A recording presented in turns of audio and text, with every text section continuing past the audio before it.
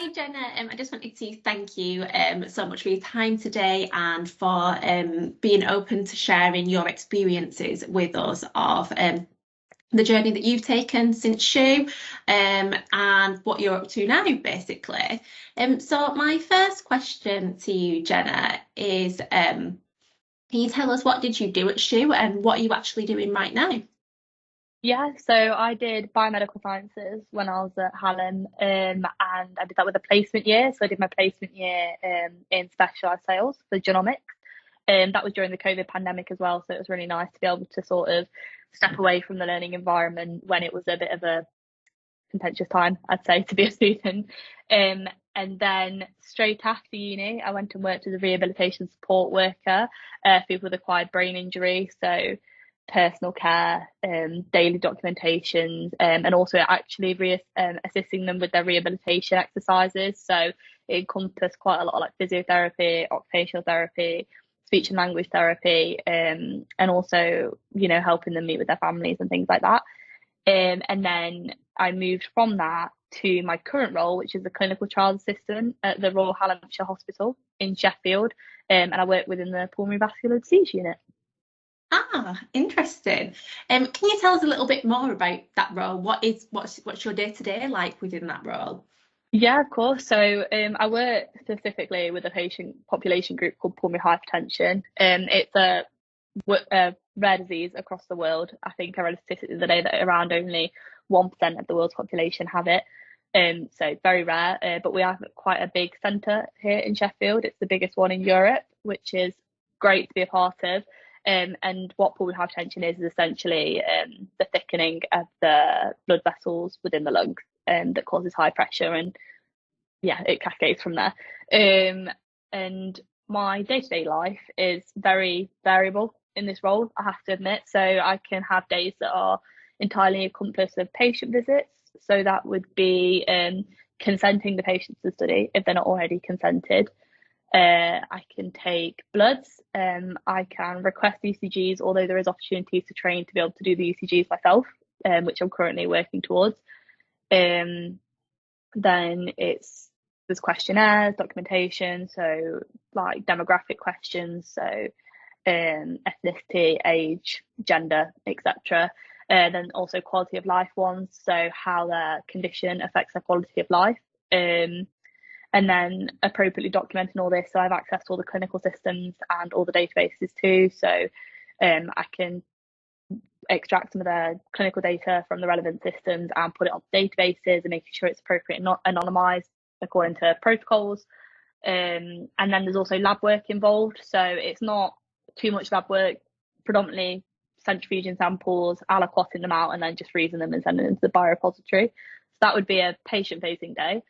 However, I also have days that are very admin heavy. So that is like auditing consent forms, ensuring that they've been filled out properly, that they're logged appropriately, managing site files. So when you run a clinical trial, you have a site file which has all the relevant documents in and all the patient information in, etc. So you can have monitoring visits with sponsors who will make sure that basically your site is working within protocol and reasonably, etc. And you'll assist them in their operations. And then, as I mentioned before, databasing too is quite a big part of the job. So logging onto the relevant clinical database and basically making sure you've got all the information you need. And then I also perform screening with the consultants. So we will go through the clinic list and the elective lists, and we will go through all of the patients. We'll look at their clinical history, their diagnoses, or what they're coming in to be diagnosed for. It's a diagnostic visit, and determine whether there's any studies they are eligible for. And if it's a CTIMP, so that is a study that involves an investigational medicinal product, I would pass it on to the research nurses as they predominantly run those, or the PI, depending, and they would contact the patient. However, non-CTIMPs tend to be what me and my colleagues are responsible for. So if it's a questionnaire study, we tend to just wait and see the patient on the day that they're coming in. However, if it's a study such as they require an extra echocardiogram, for example, because that's not part of their clinical care, because it'd be a research echo, I'd often ring them before, ask them if they're interested, and if they are, they might come in half an hour earlier. But there's lots of patient-facing contact, but then also quite a lot of admin, computer stuff. So it's very varied day to day. It sounds incredibly interesting. Yeah, Do you enjoy it, Jenna? I really, really enjoy my job. I'm actually sad to be leaving, to be honest. Obviously, medicine is my end goal and what I've wanted to pursue for a very long time, but I work in a very friendly team, and I'm heavily involved in the research side of things and the clinical research, and I'm quite fortunate in my department because we're a very tight-knit department. So I have had opportunities to write abstracts to present at conferences, so post presentations, and we're also included on publications that come out of the clinical trials. So I work within the directorate, so the respiratory directorate. However, a lot of clinical trial assistants are based up in the clinical research facility. We have one at the Hallamshire, and we also have one at the Northern. And those CTAs can work across different disease groups. So it really does depend on what you want to do. But for me, I really prefer working within the niche that I work in. But, a lot of people also like exposure to everything. So, but yeah, great job. I love it. So there's the different kind of routes there for people, whether it is something very niche or if they are more open to it. Jenna, can I ask you more about your SHU experiences? So what experiences did you have at Sheffield Hallam that helped prepare you for where you are now? Yeah, so there's a few different experiences that not only prepared me for the working life, but also applying for graduate medicine. So let me just fill it up. So writing my dissertation was a major piece because it's scientific writing, and in practice in my job at the minute, it means that I can write these abstracts, and I'm not having to learn how to write in the scientific manner. It's already there. And then also in the first year for the PSP module, we did the poster presentation fair. So it meant that when I did get the opportunity to go present posters as part of the department, it wasn't my first time doing it out in the world. I had the academics at Hallam and the students who were watching me present, and then that did, we did do other presentations throughout the years, but specifically poster presentations that we did was great. It was a really useful skill to have. And also another skill is when we did there was optional maths and statistics workshops in my first year. Some of them I didn't go to because I felt my GCSEs and A-levels was sufficient, but some of them really taught me statistical analysis, such as like the ANOVA testing, etc., that you wouldn't necessarily pick up unless you were looking at it. And that's also meant when analysing data in my current role, or when my colleagues are saying, I've got this data, not really sure how to present it, it means that I can offer advice, and that's not something I would have been able to do without those optional workshops at SHU. And then another one would be extracurriculars. So I was part of the university lacrosse team, which really, really helped me in being able to communicate with people that weren't necessarily in the same field as me. So when people were asking, what's your dissertation about, etc., you really gain the skill of being able to explain that in lay terms, which is so useful for medicine, for working in the NHS, because I'm having to explain things in lay terms to patients every day, or when I eventually go on to do medicine, etc., there'll be patients who I need to explain stuff to in simple languages, and it does also help with communicating with people from different backgrounds, etc. And then additionally, I also was part of Nightline. So I know, unfortunately, that's not a service anymore in Sheffield, but I did get a chance to be part of Nightline, and that really taught me how to apply my empathy skills to situations that was in an appropriate manner, because I didn't really know, but when I did my training, there is ways that you can apply that are helpful and ways you can apply that aren't helpful, and it was really good to be able to learn that, and that has really, really helped me when I've come to work, not only in this job, but again, when applying to medicine, because having that interactional skill with patients, etc., is just something that, some people do call it naturally, but having the experience to learn it before being in the setting and then being able to apply it, it was good. It was really beneficial. And as I say, I wouldn't have got any of those things if I hadn't have making the most of what Sheffield Hallam was offering me at the time. Yeah. So it's about being that proactive student, isn't it? You know, Hmm. like you say, having, the academic side of it as well is fantastic, but also having that non-academic side of it. So the Yeah. opportunity to gain those soft skills, which are just as incredibly valuable in the working world. Um, we've mentioned graduate entry medicine. Jenna, can you tell me more about that? You said that's your end goal. Can you tell me a little bit about that journey?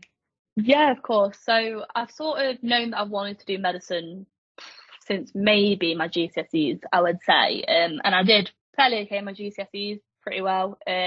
But then I just really struggled with A levels. It was so difficult. I just didn't click with them, and I just thought, all right, that's it. Medicine's over. I'll go through a biomedical sciences degree and see what happens. But I've really received some great support at Hallam, to be honest, from from the teaching staff. I started to believe that if that's what I wanted to do, I could do it again. I mean, straight from the offset, Robert Bradshaw and Laura Cole were like, "Yeah, okay, that's what you're gonna do. That's what you're gonna do," and they really supported me. And then when I went to go do my dissertation as well with Nick Peake, it was the same. It's kind of like, well, if that's what you want to do, like, like that's fine. Like, let's get you a good dissertation out of this, so we can get you a good overall grade.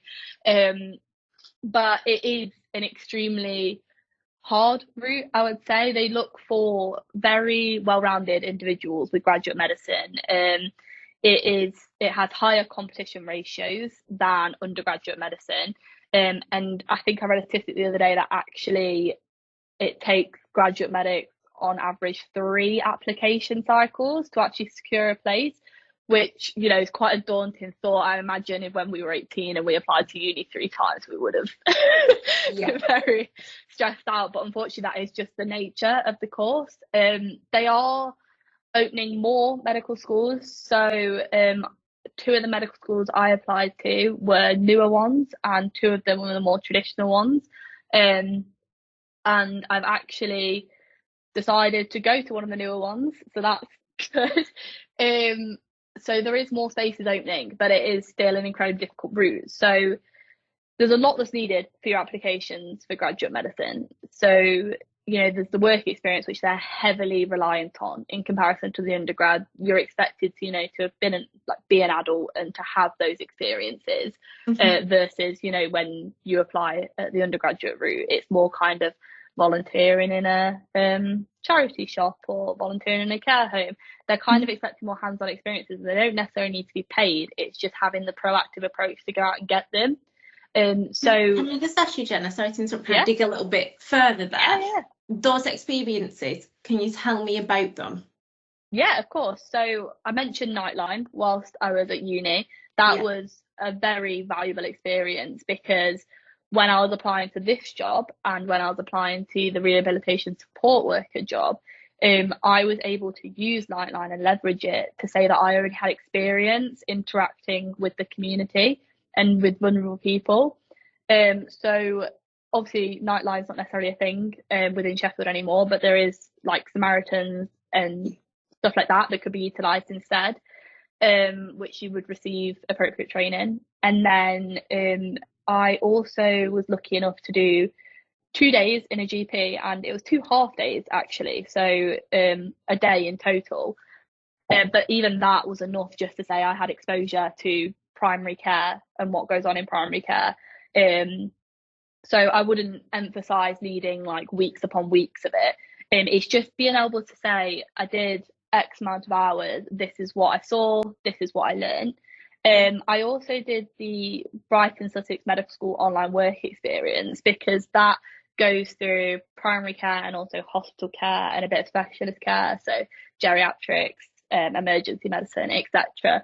And I didn't necessarily talk about that as a core work experience, but when you go do these other experiences that are in the community, you can apply what you learn from that to that. So when you're at interview and you're reflecting upon your experiences, you can utilize the online work experience to build upon it. Say, oh, well, I saw this in the community, this is what I thought about it. However, then when I went and did this online work experience, I realized that this is why the doctor did what they did, because of this. So it really builds upon it. And then for my actual hands-on experiences, so the rehabilitation support worker role, I would say support worker, that area of work is probably the easiest post uni to get your hands on, because they don't necessarily require a degree qualification. Some of them would prefer for you to have your care certificate. Mine didn't. I did a care certificate whilst I was employed with them. I would say that I wouldn't have been able to get my current role without doing the support worker role. And again, I wouldn't have been able to get into medicine without doing my current role. So it really is stepping stones. I think it's difficult when you leave uni, because I think there's a lot of pressure to either know exactly what you're doing right then or to have a graduate job, etc. But I would say with graduate medicine, sometimes you do have to take a bit of a step back into sort of like a support worker role in order to jump forward in the future. Because I don't think that I would have got my role at the hospital having not done the support worker experience. When you did your support working role, did you know then that the end goal was graduate entry medicine? Yeah, definitely. So I applied during my final year for graduate medicine. At that point, the academic side of things was fine. I had a good UCAT score, but I only had the nightline and the GP work experience, which wasn't enough for graduate medicine, to be honest. And then when I was working as a rehabilitation support worker, I applied again, and I had all the relevant work experience. I had my degree, all was fine, but my UCAT just didn't go well. And it's worth to note that everything needs to line up for your applications, which is a really daunting thought, but you want to give yourself the best chance. And I would say for me, after the second time I applied and I got no interviews at all, I did feel quite knocked back and very disheartened, thinking, is this for me? But now I've done it, it is marrying up all of the different things you need for your application. You can't say, oh, well, my UCAT's really good, so it's going to compensate for my work experience, because it's not. They need everything. Yeah, all at like a minimum level, sort of. So once I didn't get any interviews the second time round, even though I love my support worker role, I was missing being academically challenged, to be honest. So I saw this role advertised and I thought, great, more patient experience, but also a chance to actually apply my degree to what I wanted to do. And again, it's another stepping stone of thinking to myself, okay, well, it's only a year contract, because my roles tend to come in year contracts, and then depending what's going on, it'll get renewed, or it might not. But the NHS doesn't really tend to let that. So I would have got them without a good cause. So I wouldn't let that put me off, to be honest. But I just thought, okay, it's a year contract, I'll do it for the year, and if I get into medicine, it doesn't even matter if it finishes after a year, because I'll be into medicine, so it's fine. I have now been here a year and a half, so here we are. But and yeah, so I just thought I would just want to be a bit more challenged in my thinking, what I'm doing, and it was the right step to get into graduate medicine, because I've been so fortunate in seeing device implantations, right heart catheterization. I've sat in on clinics, I've sat in with the consultants, I've attended MDTs. It really did give me a world of exposure that I just would not have had otherwise. Absolutely. No, it's so useful to hear just what you're saying about kind of it needs to be a well-rounded application, like you say. Just because you may perform well in UCAT, don't think that will kind of take you through. It's the work experience is just as valuable. And I think exactly what you're saying about how incredibly important work experience is at graduate entry medicine. It is very different to undergraduate medicine. The requirement, the expectation can't just be a little bit of volunteering. There is, if this is something that you want to do, you need to have, a vast amount of experience to be able to demonstrate your ability.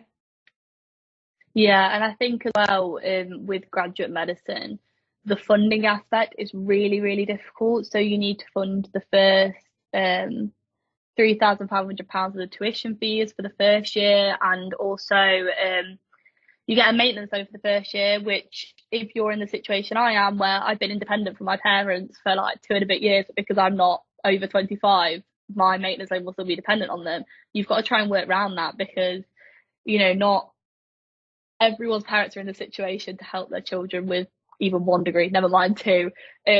So I would say having time between the degrees, like a year or 2, not only does it give you time to work on your UCAT, work on your GAMSAT, work on your work experience, but also being able to save and be able to actually afford it. Because I think a lot of the time, a lot of people, they apply and they think, oh, it's fine, I'll sort it, and then they realise the financial ramifications of it.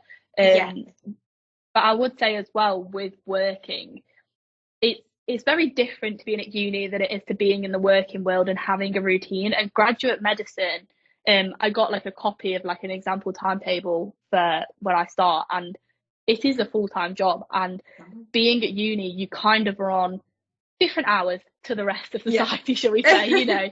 And it's just not like that for graduate medicine. It's not a typical uni degree, and having the experience of being in a working environment, learning to communicate with your colleagues and patients and just the general public in a professional setting away from uni, and also learning to be on a specific timetable that is like 9 till 5 or 8 till 4 or whatever.